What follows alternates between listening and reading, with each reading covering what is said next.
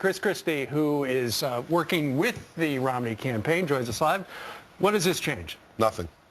Okay, thank you very much. Yeah, I mean, absolutely nothing. Listen, we'll never know who exactly won that race, especially with 8 precincts not ever reported. I don't know why that is. Did they eat the ballots? I mean, I don't know what happened. But, the fact is, Governor Romney got the momentum coming out of Iowa as the winner. Capitalized that by winning New Hampshire by a very comfortable margin, and I think he's going to do very well on Saturday in South Carolina. So I don't think it really matters in the end. That'll be for the history books as to who actually won. But in the end, they'll be writing about it in the context of, did President Romney actually win Iowa the first time or didn't he? I don't think anybody's going to really care. Well, Governor, I think it's an embarrassment to the Republican Party of Iowa. I mean, come on. You can't count the ballots. It's so bad that they're giving up in 8 precincts. Yeah, well, listen, I don't understand it. I have to tell you the truth. Come on. Yeah. I mean, you can't. People expect when they go, especially to a caucus site, that your vote's going to be counted, and I think that's disappointing. But listen, at the end of the day, I don't think it really matters in the context of picking a president or not.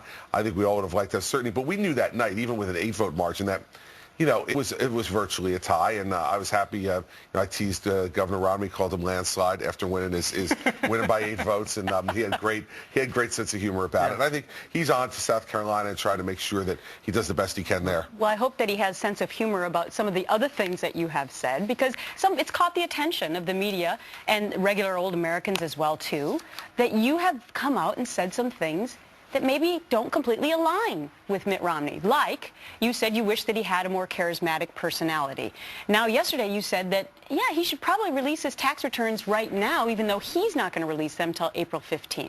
Do you get calls from the Romney campaign after you say those things? I don't, because I think they understand that I'm going to say what I really think. I say that to Governor Romney privately, and I'll say it publicly. And, what I said about his personality was that was in the Oprah Winfrey interview. She asked me, what's his biggest weakness? And I said, I think his biggest weakness is at times he can't convey the passion he has inside to connect with voters. I don't think that's any newsflash or shock to anybody. I think lots of other people have said that, and I think Governor Romney understands that himself, that at times that's been a criticism of him. But in the end, I also said that he's the most prepared, most qualified man on the stage to be president of the United States, and I've run around the country campaigning for him and working hard for him. And on the tax return issue, I was just telling folks what my practice has been. I released my tax returns before I ran for governor for a number of years before I actually announced my candidacy, and I've released them every year to the press, on the day that I file them. And speaking of Oprah Winfrey, we saw in that show that apparently you start your day with Fox and Friends. It was right on there. Thank you. Is that, well, listen, very much. We'll do the best we can. You're a smart man. What about, speaking of his income tax, he said a couple of days ago, yeah, I'm probably paying 15%. Doesn't that kind of feed into the whole, look, he's a rich guy and he's skating around the rules? Well, no, he's not skating around the rules. He's following the rules. He is, but they say, the secretary's paying 30%, 35%, and Mitt Romney's paying 15%. That's because we tax income at a higher rate, tax investment income. Earned income is taxed higher. I mean, the fact of the matter is, everybody knows that Mitt Romney hasn't had an income-producing job for the last number of years. He's been campaigning for president of the United States. And so we know that he's been supporting himself off of the investment income that he gets from his wealth.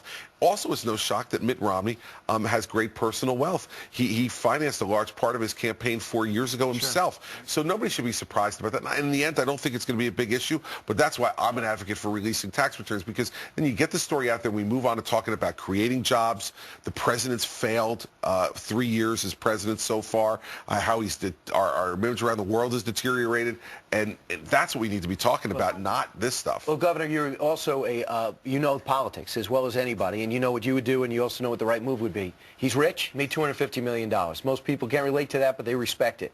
The fact that he pays a rate, that's just what the rules are. But the fact that the money's in the Cayman Islands, and he hasn't come out and really defended himself and his success. Why isn't he more proud of his success? Yeah, his dad had money, but didn't have $250 million in 10 years. Well, listen, I think he's talked about how what he would like for the American people is everybody to have the opportunities that he's had to be able to become wealthy. I don't think he's been quiet about his pride in how much money he's made and how successful he's been over time. I think a lot of his campaign is based on the fact that he's had great success in the private sector, and that we need somebody who understands that the private sector creates jobs, not government. And so I think he's been very proud about that. And I think in the end, though, remember something, he's not a braggart either. And I think one of the things I've got to know about Mitt Romney is that he's a very humble guy. And so I think there's a difference between kind of puffing your chest out on stuff like that and just saying, listen, I'd like everybody to have the opportunity that I've had as an American. I think that's what he's really saying. I think he's doing it right. That's an interesting analysis. And by the way, the Romney campaign has denied the Cayman Island report. No, that the money's there, but they say they're paying the same rate in the Caymans that they would in America. It's all legal. But here's my question for you. Does the Romney campaign come to you and say, help us strategize to win this election? Oh, listen, I have conversations with Governor Romney, not with the campaign, but with Governor Romney on a regular basis about the campaign. Those conversations will remain between me and Governor Romney in terms of what we talk about. But we have a very good personal relationship, and we speak frequently. So do you agree with the negative ads that he has put out? Is that something that you would agree with in the way in which you would run a campaign? Listen, as long as they're fair, it's part of every campaign. I mean, it's part of every campaign that you not only talk about yourself, but you have to distinguish yourself from your opponents. I thought that the things that Speaker Gingrich did was awful, because what he's saying about Bain Capital just isn't true, and he's trying to characterize it in a way and attack the capitalist system in a way that's wrong. But in the end, let's see, what did he say about Speaker Gingrich in Iowa? That he got run out of the House, the speakership by his own party. That's true. That he got fined $300,000 for ethics violations. That's true. And then he got paid $1.6 million from Freddie Mac as a lobbyist. That's true. Right. So, I mean, the speaker may not like it, but the fact of the matter is every one of those facts is demonstrably true. Sure. So that's the difference. And one other thing is the speaker had a really good debate a couple of days ago. He did. There's another debate tonight. If Mitt Romney were watching right now, what would your advice be to him? Listen, my advice I give to Mitt Romney on the phone with me and Mitt Romney, all I would say is... No, listen, we won't listen in. I'm sure. Yeah, no, you and your millions of viewers will not let on. No, I will tell you, I think Governor Romney will do a good job tonight. I think he's won the overwhelming majority of these debates. I think the speaker had a good debate the other night. I watched it. No denying that he did a good job. But the fact is that, Governor Romney has won, I'd say, 90% of these debates over the course of time. And it's a lot of debates to have won already. Well, one of the reasons why you're so vital on the campaign trail is the success you've had in New Jersey. If you weren't successful, as charismatic as you are, they wouldn't say, we got to get Governor Christie. We're talking about a New Jersey comeback now. Where are we at in terms of adding jobs and getting your fiscal house in order? Well, we've added over 60,000 new private sector jobs since I've been governor. Remember, in the year before I became governor, we lost 117,000 jobs in that year. So 60,000 new private sector jobs. Our unemployment rate is down almost a complete point since I've been governor. And now we're in a position, after making some of the really tough decisions we've made fiscally, to be able to cut taxes. And that's a proposal I made in my State of the State address on Tuesday. And I think everybody in New Jersey, I mean everybody, should get a 10% tax cut phased in over the next 3 years. Thank you. As somebody who lives in New Jersey, thank you very much. We have a snippet of your State of the State statement. Here it is. Suffers while Washington politicians in both parties fiddle. America's position of strength and leadership around the world deteriorates while our leaders bicker and blame. Over the last 2 years, New Jersey did the exact opposite. We achieved results because we did it together. This is one of the main reasons why all the Republican candidates wanted your endorsement, and you came out relatively early and gave it to Mitt Romney. Let me ask you this, though. When you stand up on the stage with him, we've had analysts on the show who say, that reminds the American public that maybe they really want Christie to have been running for president and not necessarily Mitt Romney. Will you add value to his ticket as the vice president nominee? Well, listen, first of all, I don't think I'm going to be asked. Why? I just don't think I have the personality.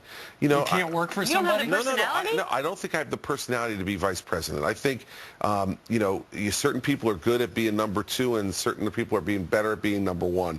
And I love being governor of New Jersey, and I think it's a great job, and I get to say and do exactly what I want, and I'm my own boss. I think it'd be very difficult to operate under that circumstance of being number two.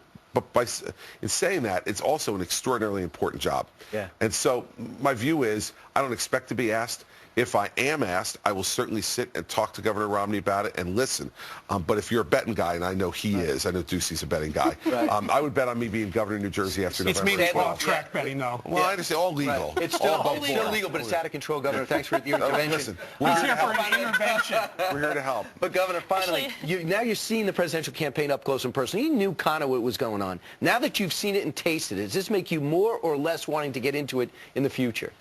Oh, I don't think it really does, because you know what? I've gone near it, but what I say to people all the time is it's great to campaign when your name's not on the ballot. The pressure is really low, you know? It just is. And so I don't think I have an idea of what it's like to run for president any more now than I did before. When you go out and you're just helping somebody, you go in, you help him, you leave. He's still, left back in South Carolina, grinding away every day. So, you know what? Here's what I think.